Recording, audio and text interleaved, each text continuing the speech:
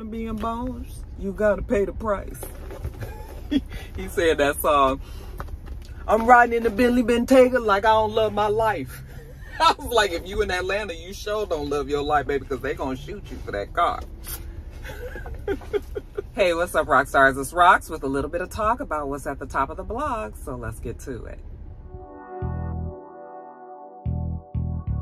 I say I'm gonna take some time off, y'all. All the cashiers, they was like, somebody stole her truck. It's like you can hear it all throughout the store. This Rox coming to you today with a review for Love and Marriage Detroit, Love and Marriage Huntsville, our book 4, Real Housewives of Atlanta. Let's get to it, shall we?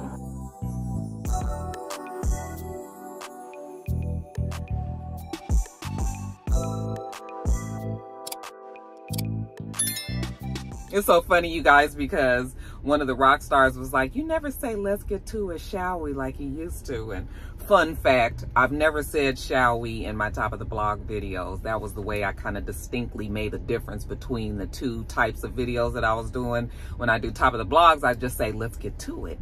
And on my reviews or anything else, I would say, let's get to it, shall we? And I've just always done it that way. But it was funny that one of the rock stars noticed that. She was like, oh, I miss when you would say shall we. Should I add shall we on? Is everything a damn discussion these days, you guys? Anyway, how y'all doing? Okay, you already know what the first story is, child, because, I mean, I feel like top of the blogs today is going to turn into, you know, top of the blogs with Puffy. And then any other stories that might be out, because, child, it is a lot. It is a lot. Okay? I know a lot of people are getting tired of the Puffy discussion, and quite honestly, I am as well. This is not a story that I can really ignore or decide to skip or anything like that. It's just way too big in the blogs. People would be very upset with me, you know, and just feel like I was not wanting to be a part of the discussion. So I have to keep it in the stories. I just have to keep it in top of the blogs right now, you guys. If anything, all this shit that we are hearing about Puffy is confirmation that he was a fucking damn menace, right? A menace out there. You know, what your mama said, everybody ain't fucking lying. Everybody ain't lying, you know, and what this really does is just show that the stories that people have whispered about, some more loudly than others over the years, you know, everybody is now starting to realize that Puffy was doing the most out there, doing the most. Now it's to the point where you just kind of have to just shake your head and just be like, I mean, it is what it is. Puffy is going to jail. Puffy's going to jail, y'all. Puffy is going to jail. And I can't put it no clearer than that. All right.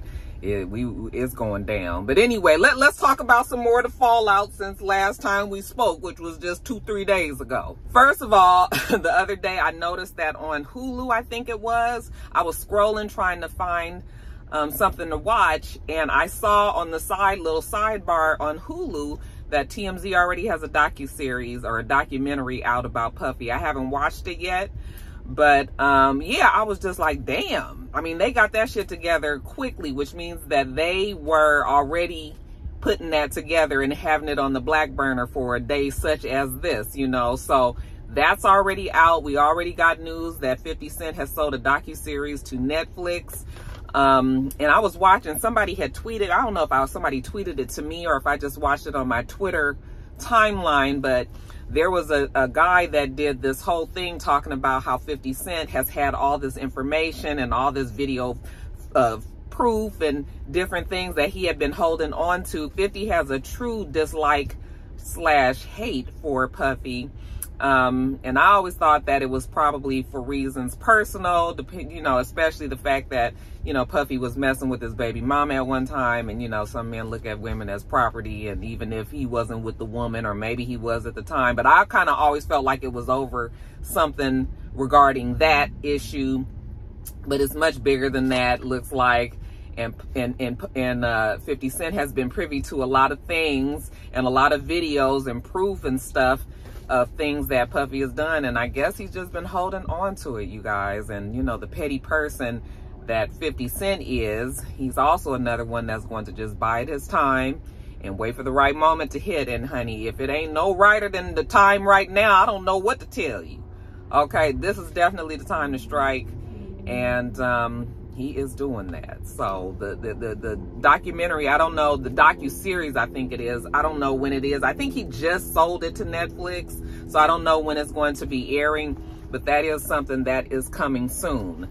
As far as lawsuits, again, it feels like it's one every week. This one, you guys, this one is probably going to be the one that do your boy in. If you don't know anything about, shout out to Charisma. Charisma always sends me a nice, good, clear copy of all these documents, so I don't have to use my old brain to go try to research and find this shit. She always sends the court paperwork to me, so thank you, Charisma. But anyway, y'all, this one is serious, okay? Because this person, this woman, her name is, what is her name? Crystal McKinney.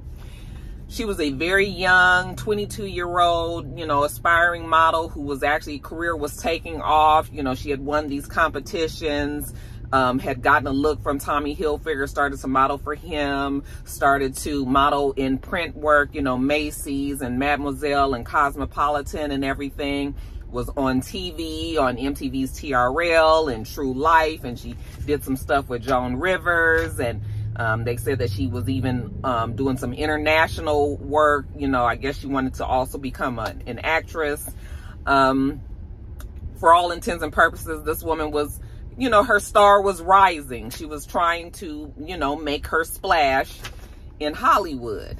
Okay, and so when she was 22 years old, back in 2003, there was a designer had invited her to Men's Fashion Week, and apparently the designer knew Puffy and told her, you know, he was going to introduce her to Puffy and that this would be good for her career because he's powerful and he has all the connections and he could do something for her. So, you know, stars in your eyes. You 20, I think of my child Jada, okay? 23 years old. She's 22 years old. And she's stars in her eyes, thinking that this is going to be her time, you know, and she goes to this dinner, I think at Cipriani's, they said, and listen to y'all, this mind is working today, honey. I just read the document, so I'm giving you guys the shortened Cliff Notes version. So she goes to the restaurant, and apparently, you know, Puffy saw her, told her how beautiful she was, how beautiful her eyes were, and was basically leering at the girl the whole time that they were there. I mean, just overtly flirtatious, and paying her all this attention and plying her with wine, giving her a lot to drink. And she said that she even felt like there may have been something in her drink when she was there.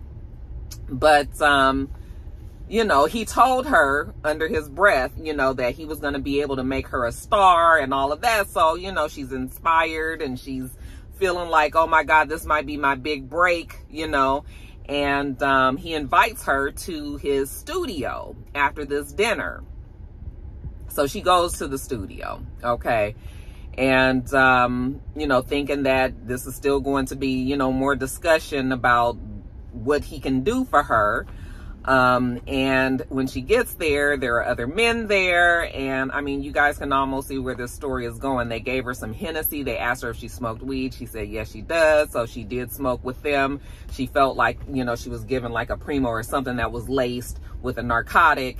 And, she said it was like extremely powerful, and she was losing, you know, she was just kind of, you know, how you're loopy when you're high. But I can't imagine on a Primo or whatever, you know. So anyway, he tells her to come with him to the bathroom, kind of makes her go to the bathroom. They get in there. He starts kissing on her, you know, not what she wants, you know. And then he pushes her head down and tells her to give him a blowjob. You know, she doesn't want to do it, but she does do it. And when she left out of there, this is when shit got hazy. She didn't really remember what was going on. She said what she remembered was waking up in a taxi on her way back to her home or a hotel or wherever she was going, and she realized that she had been raped, okay? And the difference with this story as opposed to the other stories that we have, you know, heard, the different people, because there's a lot of lawsuits going on here. Y'all, where are my readers? Because, honey, I didn't print, I made my print real little. I was like, Roxanne, you was tripping. You know you can't see this shit, girl. Put your, why you didn't print that at 16 font? This 11 font.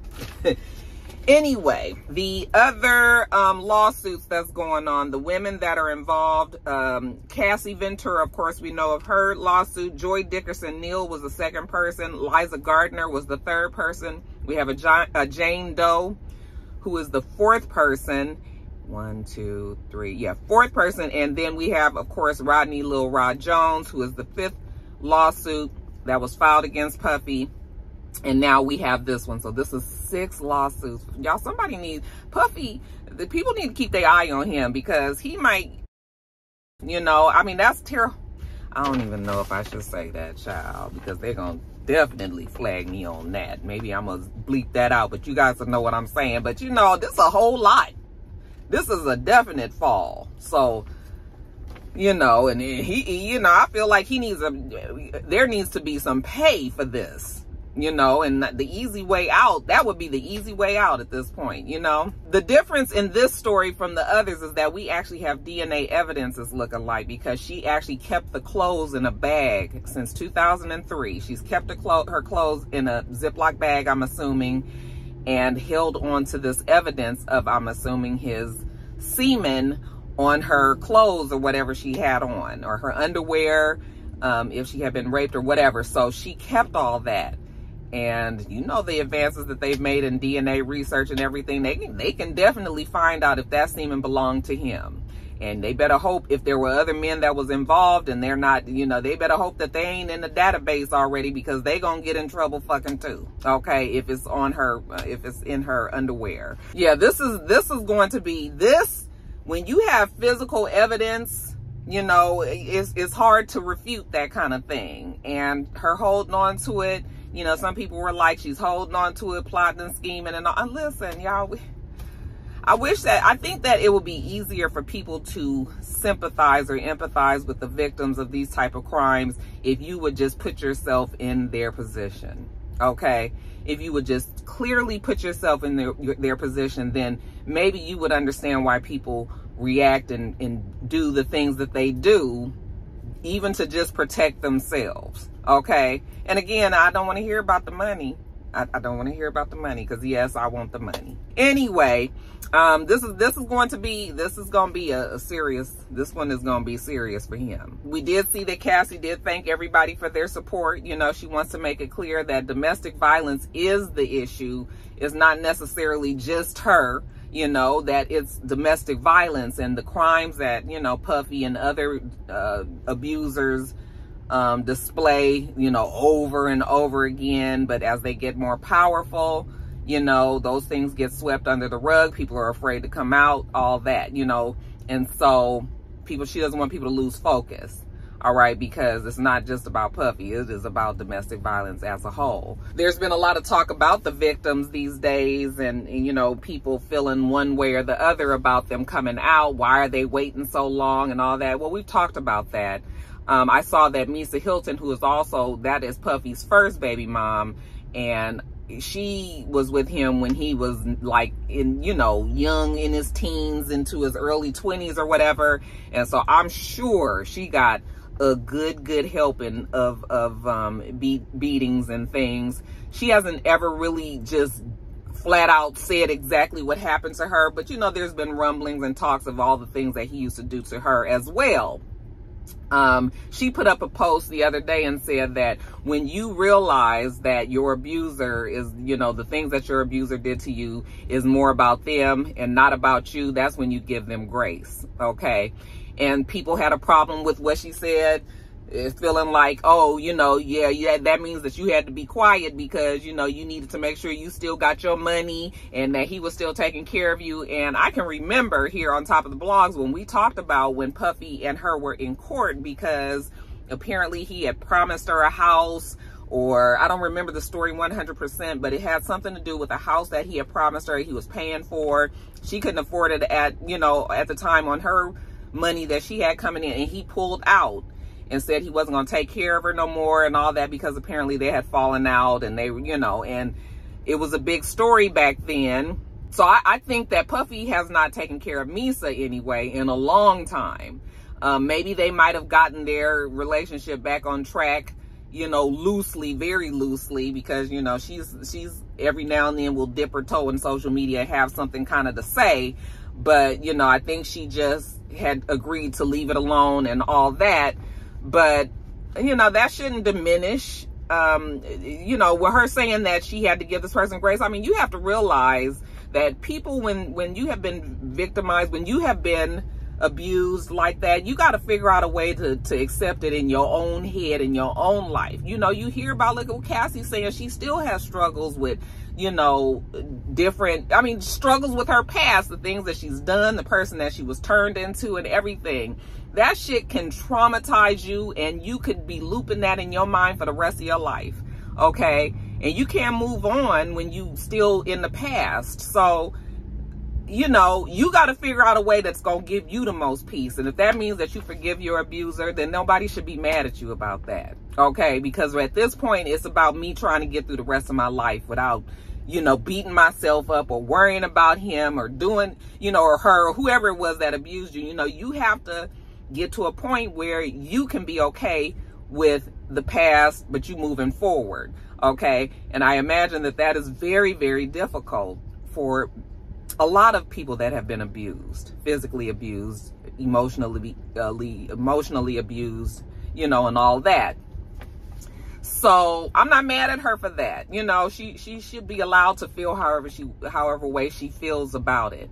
But, you know, the rest of us, you know, can be disgusted and mad at Puffy because we don't have no dealings with him. We just looking at the stories of these people coming out and saying what they said. And that's the same for any other victim of domestic violence. I know there's talk about Evelyn coming out and Tahiri coming out and talking against Joe Budden in particular. You know, everybody is having whatever they have to say about them. But, you know, if you are a victim and it's your story, then you should be able to tell it, okay?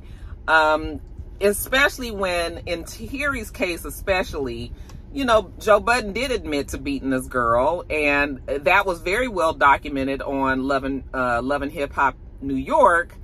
And, you know, they worked through whatever their issues were, and they became friends or cool with each other or whatever. But, I mean, that was a story that we knew. We knew about him and the other girl that he actually started out on Love and Hip Hop New York with the other girl. I don't even remember what her name was. But there was always talk of him beating that girl up. And, I mean, it's documented. You know, Joe Budden might have been rehabilitated himself and all that, but it is a fact. He admitted it is a fact that he had beat these girls. So, yeah, Tahiri she can say it, you know. You know, I know a lot of people are just like, well, Tahiri's also a man beater and he's done all that. And while that is true, you know, I know that Tahiri was on boot camp or something, and she was fighting with the guy that she was with at the time, you know. Yes, that is a discussion that also could be had, but when you put that when you say, yeah, but Tahiri also, you know, it's like not right now, you know, not right now. The discussion is not about that right now. It kind of feels like you justifying, and nobody, at the end of the day, nobody should be putting their hands on nobody. No man should be hitting a woman. No woman should be hitting no man. No woman should be hitting a woman. A man should. My mom always told me, Roxanne, keep your hands to yourself. Like, if my mom ain't never told me anything else, she always said, you know, and you ain't really had to tell me anyway, because I know I can't fight. So I'm not ever going to be that one to. So if I ever tell y'all that somebody beat me up, I want you guys to believe it, because I am never going to be that one that starts anything. I'm never going to be that one. Okay. So I done lost my train of thought. But what I was trying to say was, everybody that has a story should be able to tell their story, you know, and folks shouldn't be telling them that they can't speak. At the same time, yeah, there are some women that are problematic when it comes to beating on men too. It's a fact, okay? But that's not what the discussion is right now. We can get to that discussion. We can get to that discussion, but right now it's all about Puffy, child. Also, what came out was, child, and I was shocked to hear this, but honey, the legend that is Shaka Khan apparently had some run-in with Puffy back in the day. And see, this is the things that be happening in Hollywood, you know. in Hollywood that we don't be hearing about, but you know, then you start to realize that this person was really, like I said, a fucking menace. Okay, now I don't know what Shaka Khan could have did to Puffy for him to warrant for him to be up in this woman's face and going off on her like she did. That's like no respect for a legend. I mean, I know that Shaka does have her drinking issues and everything, but I just can't imagine what you... Some people, you just gotta just let it go. I mean, how does it look for somebody that's Puffy?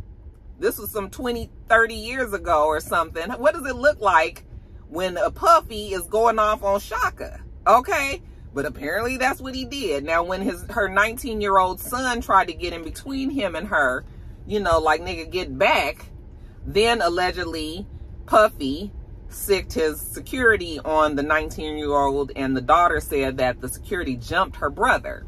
Okay, and so she is happy that all these things are happening to Puffy right now because, yeah, you know, you beat my brother up, you disrespected my mom, you did all this, you know. Hey mom, isn't it a great day?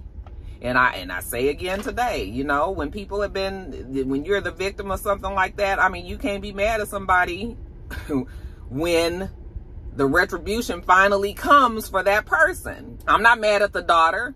You know, people's like, don't kick a man when they down. And I mean, yeah, I get it and everything. But this is when you saw your mama get this cussed out and fussed out, and then you saw your brother get your ass beat, you think that they gonna be trying to be like, you know, oh, this too bad for Puffy. No, again, put yourself in that position. That's the easiest way for you to kind of see it the way that it happened for them. So that's all that I got to say about Puffy this time.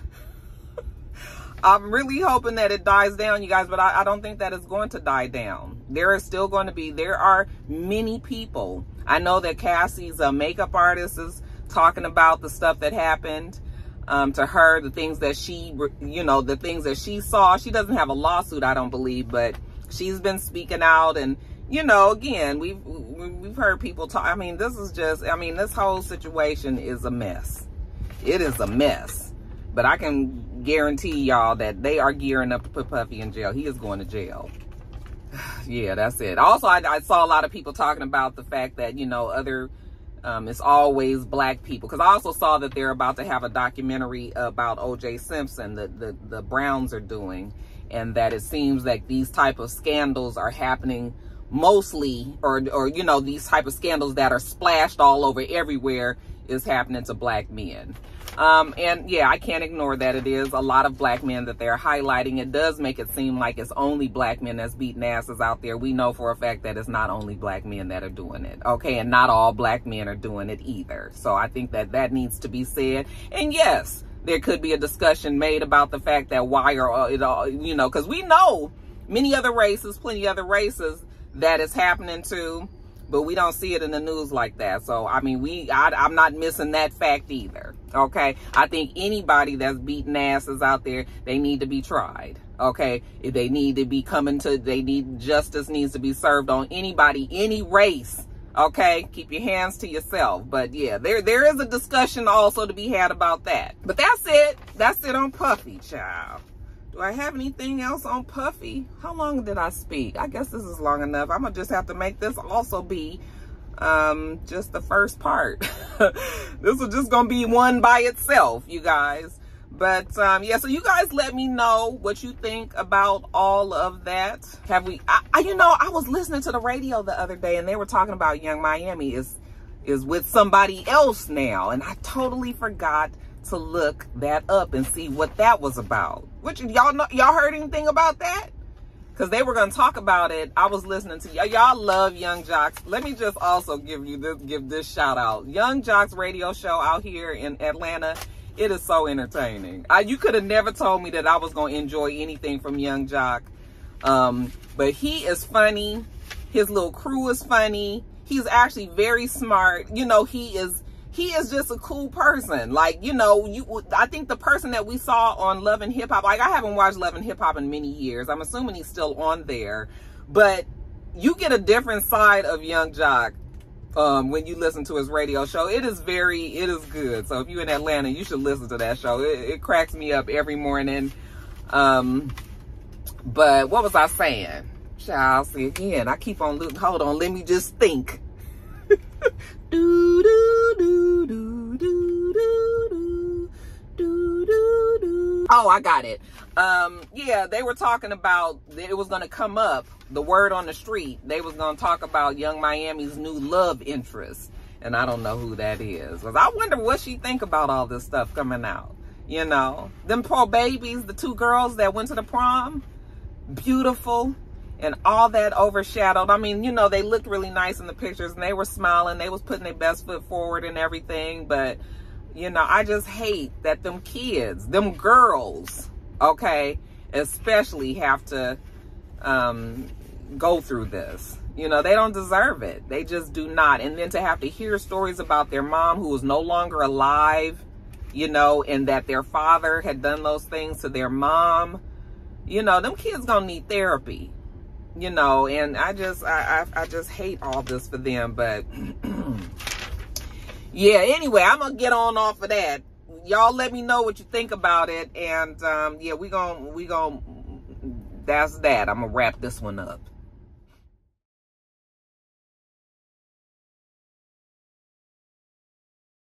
All right, you guys, we do this every single week on Tuesdays and Fridays. So make sure you thumbs up the video, comment, and subscribe, and make sure you come back.